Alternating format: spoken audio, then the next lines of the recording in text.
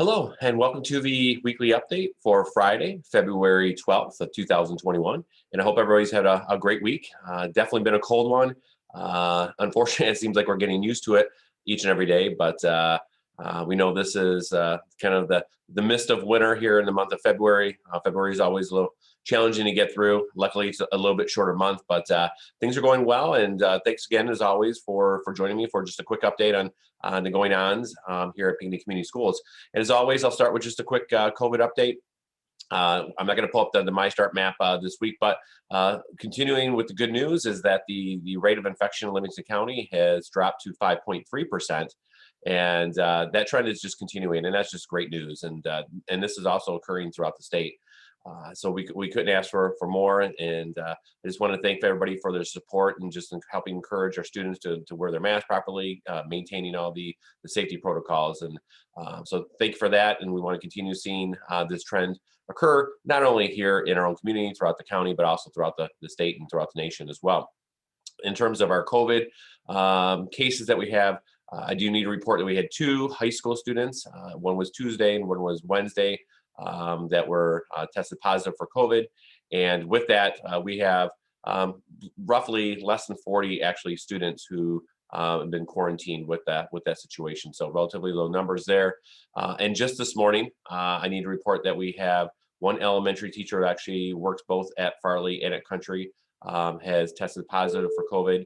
And along with that, we have a coach who works at our community ed program that was tested positive as of yet last night. We were informed, and so I know with that situation that we're working with probably less than 5 individuals who need to be quarantined as a result. With the teacher, we're just starting to work on that this morning. So it's 4 total for this week. Once again, 2 high school students and then 2 adults, one teacher, and then 1 coach working with our community ed program. So keep you informed as things progress. But once again, as a whole, we're moving in the right direction. So in terms of vaccines, the county had another clinic just last night for 250 educators. And my estimate is so far we've had about 700 educators, give or take, in the county who've been vaccinated. That's their first shot. Those who get their first shot are then scheduled for their second shot.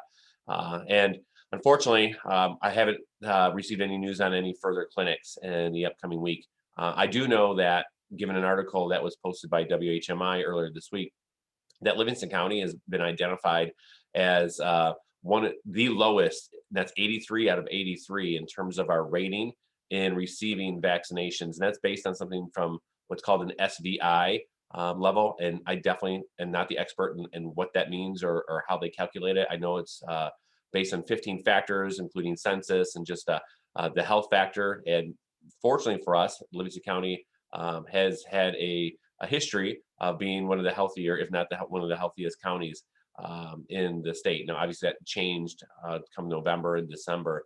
But looking back all the way back, I think from the onset last March, that's one of the indicators. But there's a variety of factors. And because of that, and are using that rating to distribute the vaccines proportionally throughout the state, Livingston County is actually getting some of the lowest percentages in terms of vaccines. And I'm not saying that's right or what's the right way to do that, but it's definitely impacting us and impacting the rate. The health department's still working on getting those who are 65 and over, those who are in those great health risks, even those still in the phase 1A category vaccinated, and are doing the very best to continue supporting our educators here in Livingston County. So I'll keep it up to date as that progresses as well. Moving on, I just wanted to share information regarding Kindergarten Roundup. It's an exciting time that we start looking and planning for next year. And as I progress in my weekly updates, I'm going to start providing information in the upcoming weeks regarding enrollment and programs and some of our decisions that we're thinking of. And I know we've gotten a lot of questions about next year and what that may look like. So I'll start diving a little bit deeper in the weeks ahead. But I do just want to share my screen really quick. Just a quick promo here, because Kindergarten Roundup is generally a very exciting time as we bring in new families, Pinckney schools, or just those families who have an incoming kindergarten. Obviously, with COVID this year, we got to change things around a little bit. As been common practice, we got to do things digitally. But as you see on my screen with the flyer, We have 2 sessions, one for country and one for Farley. Country's is set for March 9th, and Farley's is set for March 10th. Both same time, 6:30 p.m. to 8 p.m. And it's going to be via Zoom, so you can just click on those links and access the information.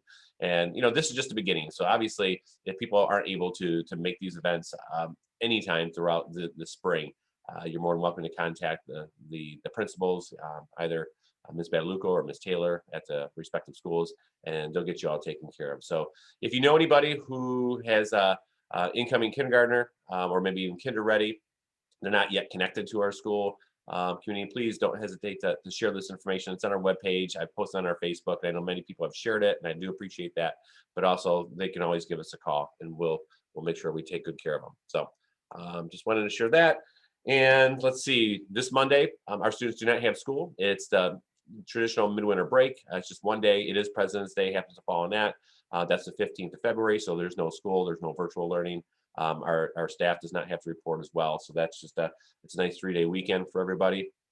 And other than that, I don't think I have a whole lot of new information. So, I just want to throw in, this week's been a great week because of our athletic program got back on the competitive court and ice rink and the gymnasiums. And it's been so awesome to see our kiddos and both our young men and our young ladies with our competitive cheer and just sideline cheer and just our basketball teams, both the middle school and the high school level, and our wrestlers are going to be starting actually today.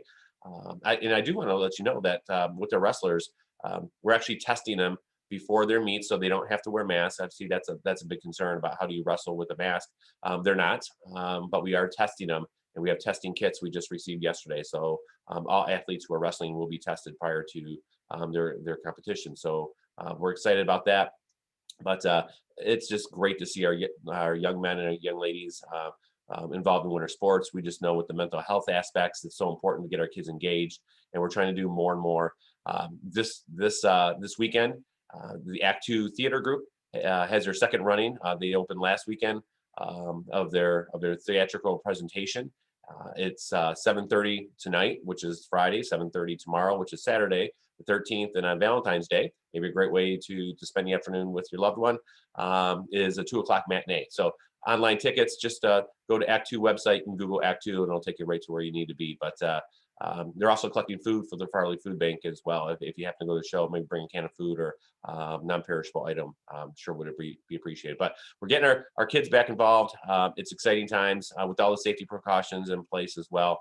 And as you can see behind me, Pirates, it's time to raise our flags again. It's time to get out there and exhibit what it means to be a Pinkley Pirate, just a competitive pride and just a pride in our community and our school district. So once again, thank you for spending a little bit of time with me. Look forward to talking with you again next week.